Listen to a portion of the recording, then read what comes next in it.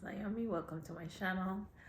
I was inspired to do this video out of conversations I had with friends and family about mental health, well-being, and what are the practices and strategies that we can each implement or improve in our lives to stay calm, stay grounded, and feel good. So the main strategies that I'm about to discuss, you would probably have heard, or I'm sure you have heard, are movement, rest, joy, and connection. But inside of this discussion, I just wanted to also share with you a couple of practices that I normally use that I encounter along the way. And I have realized not everybody is aware. So hopefully you can benefit from it too. Strategy number one is movement, and I know we all have heard by now that you have to have 150 minutes of cardio per week and at least 2 sessions of strength. And yes, it's true that we lose muscle mass as we age, and we should aim to put some strength training, some cardio for overall heart health. But if you are in a busy state of your life, if you are a busy person, these things may overwhelm you, and it can get us to stay paralyzed and not do anything. And mental health can benefit just by simply walking, doing the things that you probably already are good at, walking, for example, or dancing, swimming, things that you enjoy. And it doesn't take that much of your time.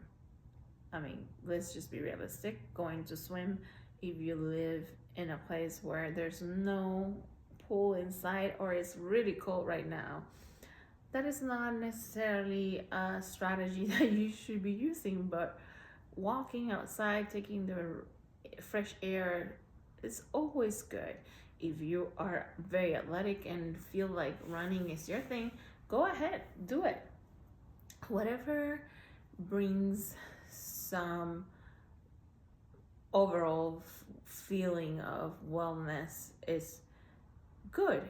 I personally like dancing, so that's another strategy that you can use and take a class or go out dancing or dance inside your house. You don't have to go anywhere to dance. I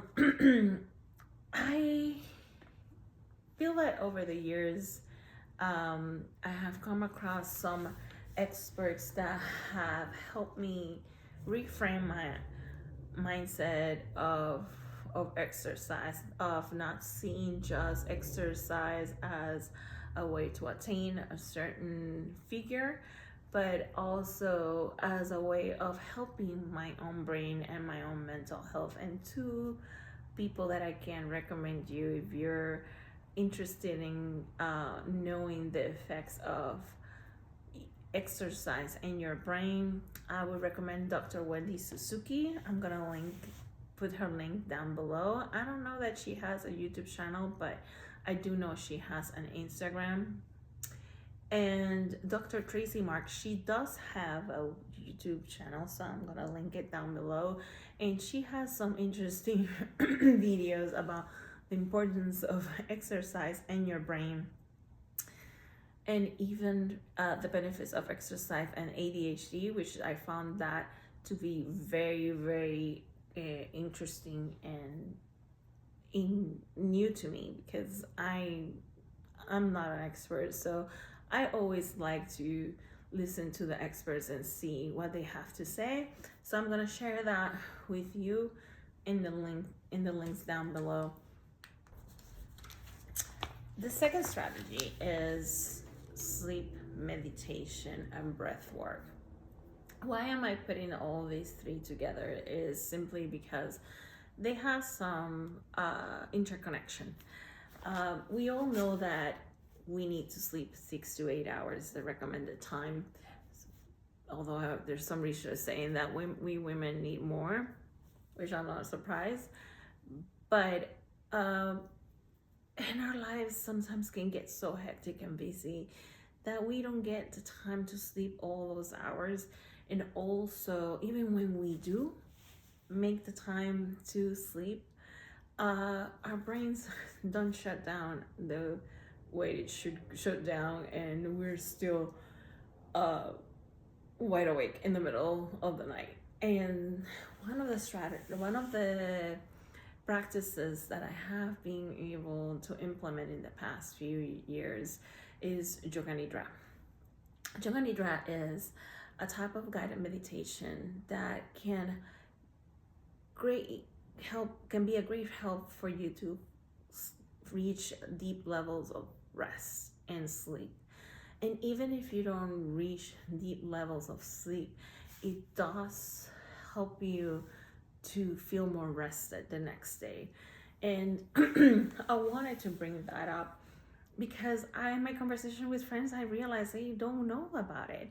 And it sounds like, oh, yoga, you don't need to go crazy, do crazy positions. It doesn't take you to be a great yogi to reap the benefits of Yoga Nidra. And I myself have even used it in the day after a really bad night of sleep, and I have been able to feel better through the day just because I did a 20-30 minute session of Yoga Nidra. And you don't have to pay a lot of money for it. If you want to go to a studio and do it, that's great. But for the purposes of falling asleep and feeling good and having a great night's sleep, you should explore the YouTube channels of there's many Yoga Nidra practitioners here that are available. My favorite two are Ali Boothroyd and Christine Rose Yoga, which I'm gonna link them below. But hey, I'm pretty sure there's more amazing ones. I've just stuck with them too because I'm my favorite and it has worked for me. But maybe for you, some other yoga practitioner might be better for you. The other thing that I have shared with people, and I realized they're like not aware of this. If you're like a light sleeper like me, eye mask is great, but an eye mask with headphones can be a big change. For me, it was a big game changer because it blocks the outside noise and also the light. And you can find really affordable ones on Amazon. If you have the budget to get one very expensive one, go ahead, do you. But I spend around $20 when each time I need to buy one, because I mean, after a while you may need to replace it. The cables get a little bit bad and all that stuff, but hey, it's so good. You can connect it to your streaming services if you have one, like Spotify or Apple. They have relaxing music for sleep. But also here in YouTube, there are a couple of channels that have long form videos of music and relaxing music that you can sleep through the night. One of my favorite channels have videos for 8, 9, 11 hours, and it's amazing. And it's something that I wanted to share with you in case you're having trouble with finding that sweet spot at night and falling asleep and sleeping through the night. Another thing that I personally still have to try, but I have become aware of, is somatic exercises for sleep before going to bed. I have used somatic exercises before, but not necessarily before going to sleep. And it's something that I need to explore, and I just want to bring it up because, hey, it might be worthwhile for you to try.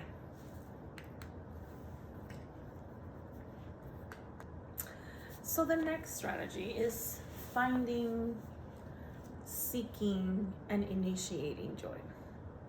I think when we think of joy, we always think of big moments like a wedding, birthday, anniversaries, graduations, big surprises that somebody comes and shows up at your door, or having tickets for your favorite artists to see them perform, or a comedy show, or going out dancing with your friends, which are great. They're all amazing.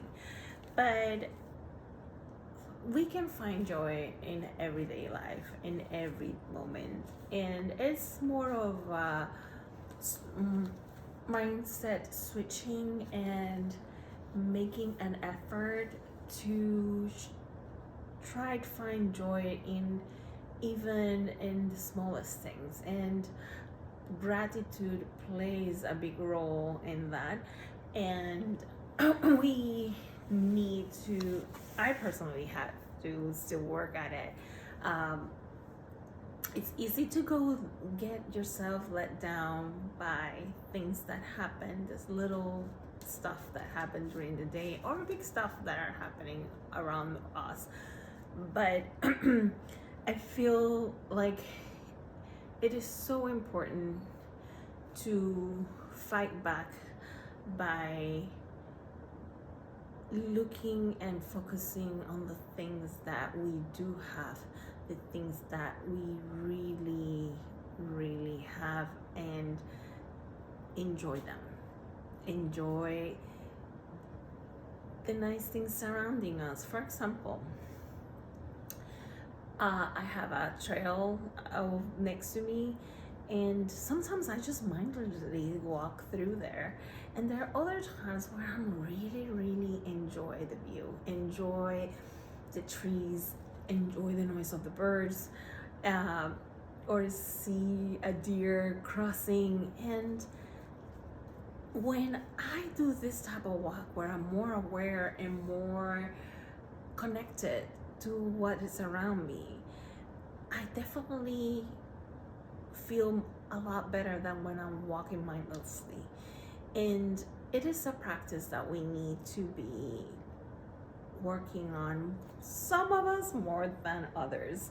I have to admit that this is something that I'm still working on, and it is important because it's like a switch in your brain that helps you not to get yourself down easily. Another strategy for life to help you live better and have a more meaningful life is connection. And this is something that has been researched. Connections, we're human beings. As human beings, we're meant for connection. We are meant to be surrounded by people that are meaningful to us. And there's plenty of resources out there that support this. And I'm gonna link up a couple of studies that have been done. But I think in adulthood, what happens is that we forget that to have meaningful connections, we also have to cultivate them. Like, to have friends, you also need to be friends. And I personally, in that area, I think I do a good job. I like to cultivate my friendships. I'm not much of a phone caller, but I do like to text friends. I like to make plans with them, like where to meet, what we're gonna do. I think of them when I'm looking at events and I'm like, hey, it looks like an event that such and such would appreciate. Let me see if they will like to.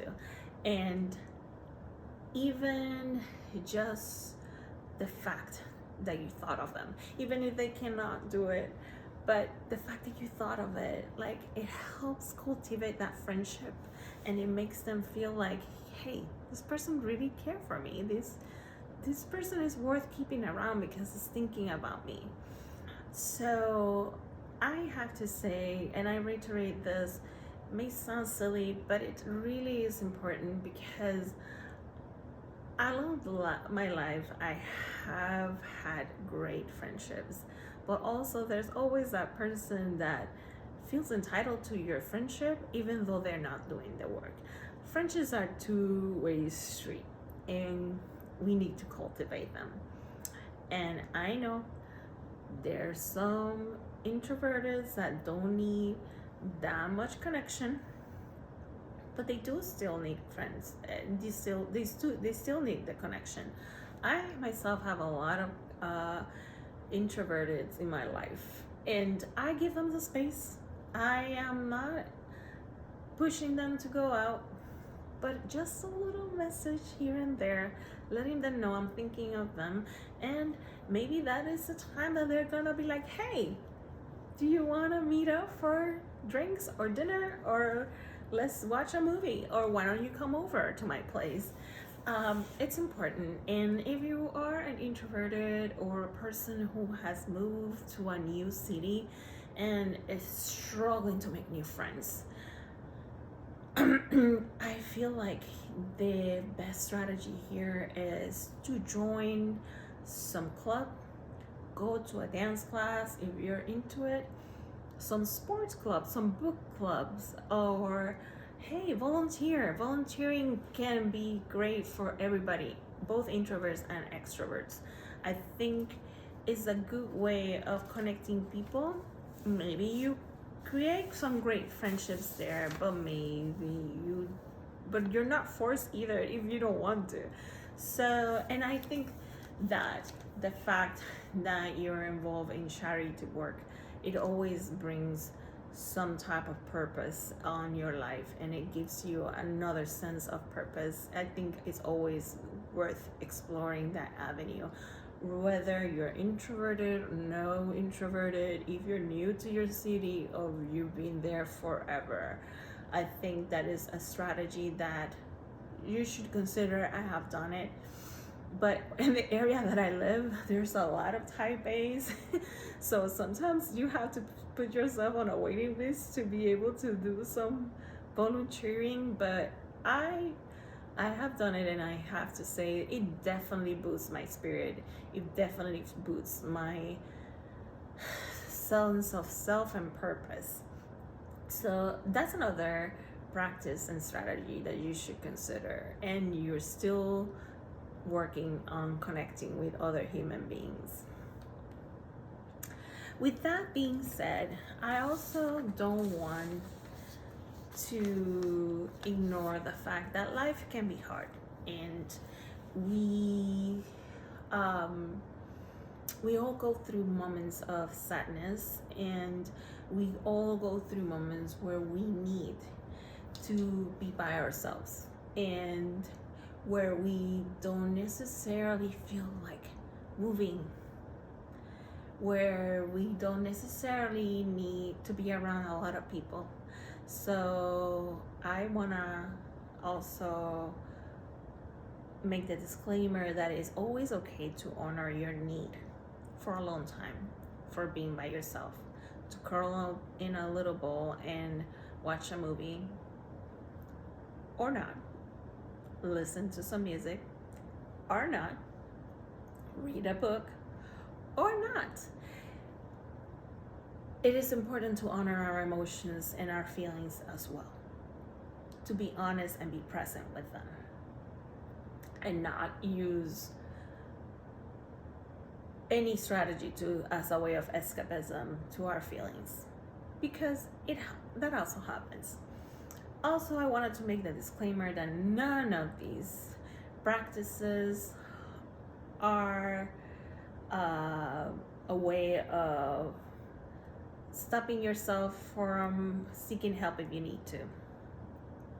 None of the strategies alone can help you if you are suffering from anxiety and depression, and I want to recommend that you seek help from a mental health professional, and that you definitely consider looking at getting help.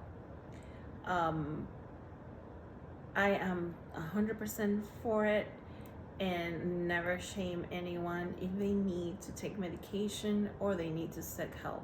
I think at the end of the day, we could all use some counseling and help to get our minds together. I just wanted to share some practices that I think could be helpful for you, and I hope that it does help. With that said, I just want to cut this end this video right now, and hope you have a wonderful week ahead. And I want to hear from you and see if you can share any practices that actually help you feel centered, feel good, and feel relaxed. Thank you, and have a great time.